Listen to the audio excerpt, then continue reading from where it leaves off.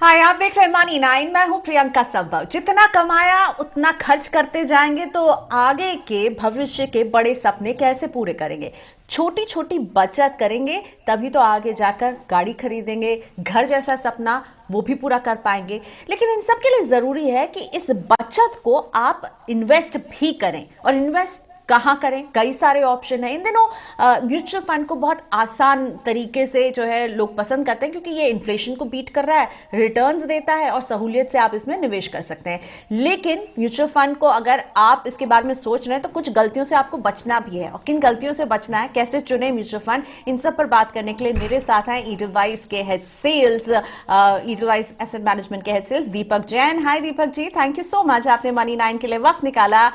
मैं आपसे सबसे पहला सवाल तो ये पूछना चाहती हूँ, जो लोग अपने करियर की शुरुआत कर रहे हैं, जिनके पास अभी कुछ सेट गोल्स नहीं होंगे, लेकिन उनके पास अगर पैसे हैं और वो रिटर्न उससे चाहते हैं, तो क्या म्यूचुअल फंड उनके लिए एक अच्छा ऑप्शन है? म्यूचुअल फंड एक नए निवेशक के लिए किस तरह का ऑप्शन है? Thank you Priyanka for inviting me. बहुत बहुत धन्यवाद आपका। Really looking forward to talking to your investors. मैं आपके दर्शकों से बात करने के लिए बहुत उत्सुक हूँ। आपने एक बहुत अच्छा सवाल पूछा। जब लोग नई जॉब नया काम शुरू करते हैं तो पैसे आते हैं और अभी गोल निर्धारित नहीं किए हैं लोगों ने। तो इट्स लाइक ट्रैवलिंग। हम जब एक जर्नी पे निकलते हैं, अगर हमारी कोई डेस्टिनेशन डिसाइडेड नहीं है तो हम कहीं भी जा सकते हैं इधर उधर। लेकिन अगर डेस्टिनेशन पहले से डिसाइडेड हो, हमारी अ, जो भी जर्नी है वो बेटर हो जाती है, स्मूथ हो जाती है। बावजूद इसके भी अगर कोई जर्नी लेना चाहे तो एक दो चीजों का उनको ध्यान रखना चाहिए। आपको अनसर्टेन वेदर कंडीशन, अनसर्टेन वो सब हो सकती हैं। आपके एक्सपीरियंस अलग हो सकते हैं। अगर आप इन सब चीजों के लिए तैयार है, आपके पास समय काफी है, तो आप म्यूचुअल फंड में इन्वेस्ट कर सकते हैं। और म्यूचुअल फंड खाली एक चीज का नाम नहीं है कि शेयर बाजार में इन्वेस्ट कर दिया या बॉन्ड मार्केट में इन्वेस्ट कर दिया। म्यूचुअल फंड एक एक व्हीकल है जिसमें आप कई कई तरह के निवेश कर सकते हैं। तो नए इन्वेस्टर जरूर म्यूचुअल फंड का लाभ उठा सकते हैं। वो एक एसआईपी से अपनी जर्नी स्टार्ट कर सकते हैं। आपने कहा एसआईपी। दीपक जी, मैं ये पूछना चाहती हूँ कि एक जो द्वंद हमेशा बना रहता है कि एसआईपी करना चाहिए या लमसम निवेश करना चाहिए। अगर कोई एक बार इन्वेस्टमेंट करना चाहता है और बार बार हर महीने नहीं करना चाहता, तो आप क्या सजेस्ट करते हैं कि सिप अच्छा होता है या लमसम? सिप वर्सेस लमसम की लड़ाई में आपको कौन सा बेहतर ऑप्शन लगता है? मेरे ख्याल से ये लड़ाई नहीं है, ये दोनों हमारी जरूरतें हैं। एक जरूरत है कि हम थोड़ा थोड़ा निवेश करके आगे बढ़े। आप थोड़ा करो और काफी आगे बढ़ सकते हो। और एक है आपके पास काफी पैसा आ गया कहीं से, आपको बोनस मिल गया, आपने कुछ प्रॉपर्टी बेच दी, आपको पैसे पैसे आ गए, कोई पैतृक संपत्ति आपके नाम आ गई, तो उसका आप क्या करें। तो दोनों के लिए अ, अलग रास्ते आपको अपनाने चाहिए।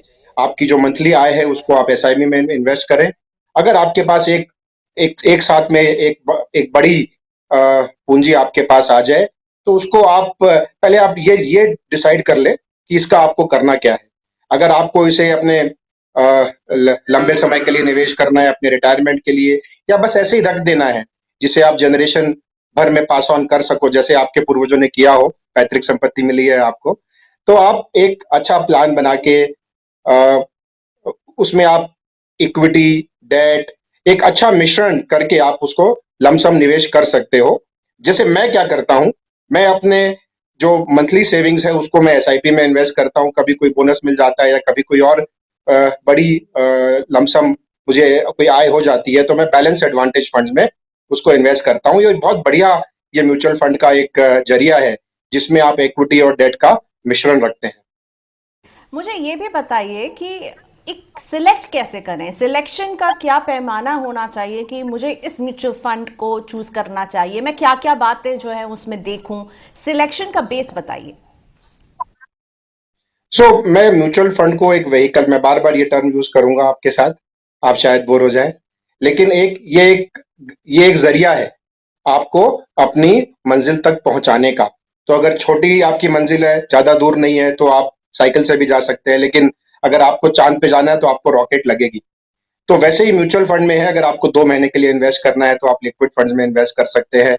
आपको लंबे समय तक के लिए और ज्यादा रिटर्न्स चाहिए आपको, तो आप इक्विटी फंड्स में, थीमेटिक फंड्स में, इन सब फंड्स में इन्वेस्ट कर सकते हैं। आपके पास बहुत सारे ऑप्शंस हैं।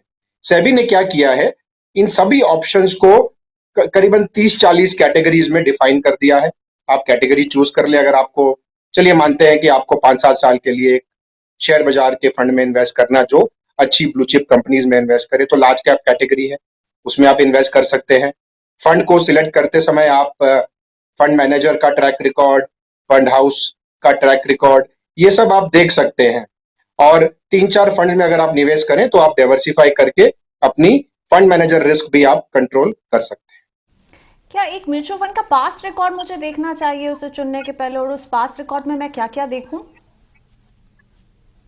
और आप जानते हैं कि हम हमेशा कहते हैं कि past record is not the guarantee for future, लेकिन उसके अलावा आपके पास कोई और जरिया नहीं है। लेकिन पास्ट रिटर्न्स ना देखें खाली।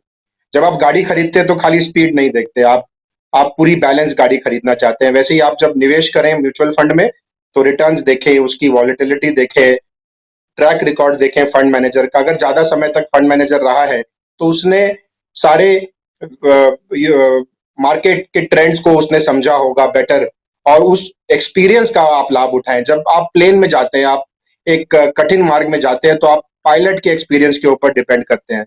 सिमिलरली आप जब निवेश करें म्यूचुअल फंड में, तो एक फंड मैनेजर का एक्सपीरियंस, फंड हाउस का एक्सपीरियंस, ये बहुत जरूरी चीजें हैं, इन सबको देखना चाहिए।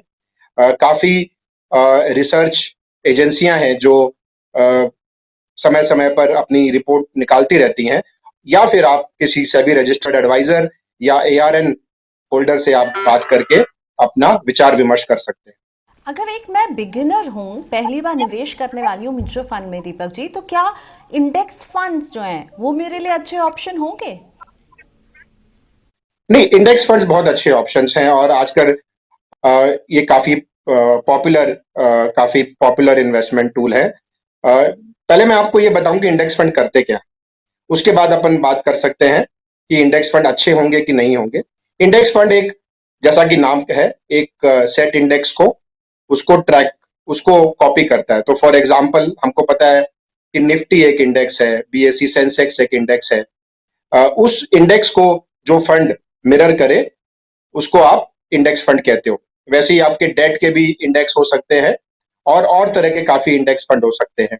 इंडेक्स फंड के दो फायदे हैं, एक तो लो कॉस्ट होते हैं ये, और दूसरा आपको मार्केट का जितना रिटर्न चाहिए, अगर आपको उससे ज्यादा नहीं चाहिए या कम ना नहीं चाहिए, तो इंडेक्स फंड आपके लिए बहुत ज्यादा फायदेमंद हो सकता है। जो मार्केट रिटर्न देगा, जो इंडेक्स रिटर्न देगा, मोटा मोटा आपको वो रिटर्न मिल सकता है।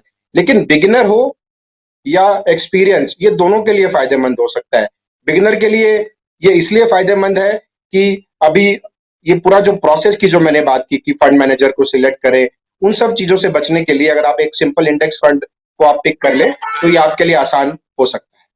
ठीक है। और जब बाजार, अभी तो खैर भाग रहे हैं, लेकिन जब बाजार गिरते हैं और हमें दिखता है कि हमें लॉस हो रहा है, क्या वो समय होता है जब पैसे निकाल लेना चाहिए? क्या करना चाहिए जब बाजार में जब बैड डेज आते हैं या बैड फेजेस आते हैं, तो उसमें आप म्यूचुअल फंड में क्या करने की सलाह देते हैं?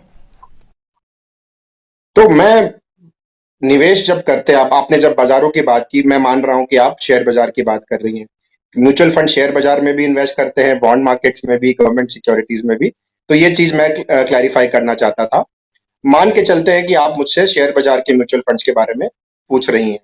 इसकी बात कर रहे इन्वेस्टिंग इन मार्केट्स या शेयर बाजार ये एक तरीके से व्यापार करने जैसा है।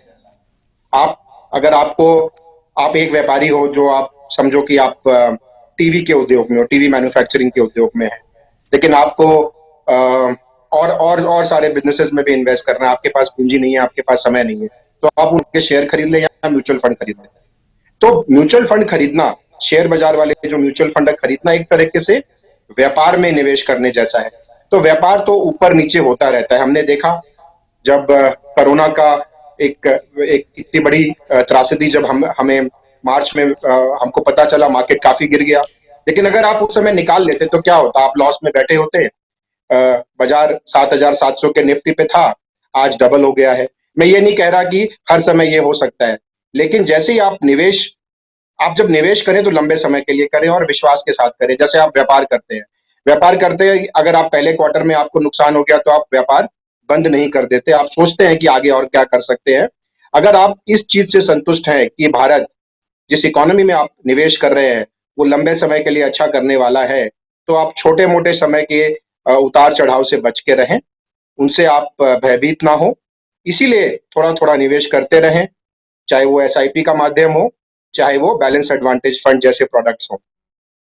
तो क्या दिखता है दीपक जी, किस तरह के मिस्टेक्स अमूमन बिगिनर्स करते हैं जिनसे आप हमें थोड़ा सावधान करना चाहेंगे? एक तो अनरियलिस्टिक एक्सपेक्टेशंस हो जाती हैं। हम हमेशा जब बाजार ऊपर जाता है, किसी और दोस्त ने पैसे बना लिए, मेरे किसी बॉस ने पैसे बना लिए, कॉलीग ने पैसे बना लिए, उसके बेसिस पे हम निवेश करते हैं। हम कहा सुनी पे काफी निवेश करते हैं। अ, हम किसी से सलाह मशवरा किए बिना हाईएस्ट रिटर्न वाली स्कीम्स में इन्वेस्ट कर देते हैं, ये जाने बिना कि वो हाईएस्ट रिटर्न भी एक हाई रिस्क पे आया होगा। तो रिस्क के पैमाने को समझना बहुत जरूरी है। अपने एक्सपेक्टेशंस को कंट्रोल करना बहुत जरूरी है और गो स्लो। मैं हमेशा कहना चाहूंगा कि जो बिगिनर्स हैं उनको थोड़ा समय लेके पेशेंस के साथ धीरे धीरे निवेश करना चाहिए, चीजों को समझना चाहिए। जब वो कंफर्टेबल हो जाए, जब जब वो समझ जाए कि हाँ ये निवेश, ये तरीका, ये जरिया मेरे लिए फायदेमंद है और मैं इसको झेल समझ सकता हूँ, चाहे वो आपके जैसे एंकर्स के माध्यम से या हमारे जैसे सो कॉल्ड एक्सपर्ट्स के माध्यम से। लेकिन थोड़ा अगर वो धीरे धीरे करें, अपनी एक्सपेक्टेशंस को कंट्रोल करें और थोड़ा डिवर्सिफाई करें, तो मेरे ख्याल से यानी जैसे काफी गाड़ी सीधे अच्छे से निवेश फिफ्थ कर गियर में सकते नहीं हैं। चलती है, वैसे ही धीरे धीरे फर्स्ट सही सेकंड सही थर्ड। सही पकड़े हैं। Thank you so much Deepak ji. So thank you, आपने वक्त निकाला और मैंने बात भी पकड़ ली है, तो मैं उम्मीद करती हूँ कि जो हमारे इस कॉन्वर्सेशन को सुन रहे होंगे उन्होंने भी सही तरह से पकड़ा होगा। गाड़ी को धीरे धीरे चलाना है, सीधा फिफ्थ गियर में नहीं ले जाना। ये है दीपक जैन की सलाह और इसी तरह हम आपको बताते रहेंगे कि कैसे आप केवल सेव नहीं कीजिए, इन्वेस्ट कीजिए और क्या हो आपकी इन्वेस्टमेंट की जर्नी। हमारी इस बातचीत में जुड़ने के लिए धन्यवाद सभी का।